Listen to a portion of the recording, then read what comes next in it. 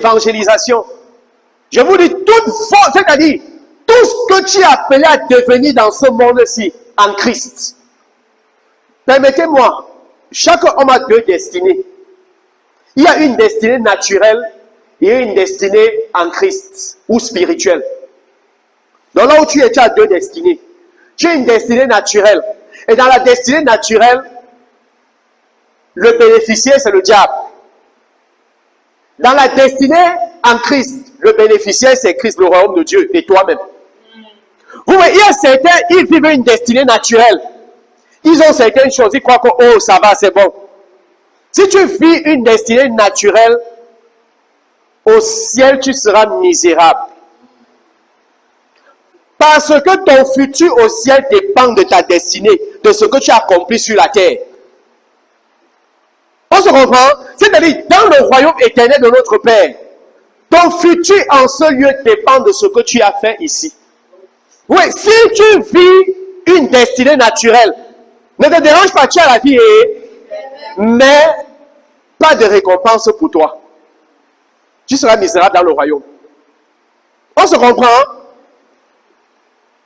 Parce qu'il y a ce qu'on appelle les récompenses. Maintenant, si tu vis la destinée en Christ, tu auras la récompense qui est attachée à ton appel. Maintenant, si tu veux accomplir ta destinée en Christ, ça passe obligatoirement, automatiquement par l'évangélisation.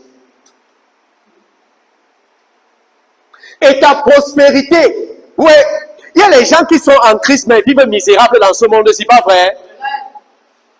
Si tu es en Christ et que tu ne marches pas dans ta destinée en Christ, tu vas souffrir. À moins que tu connaisses des compromissions, tu te compromets, tu te comprends. Mais nous avons dit pas de compromission. Parce que nous sommes des rois. Amen. Si tu veux marcher dans une certaine intégrité à la parole, l'évangélisation devient pour toi un style de vie.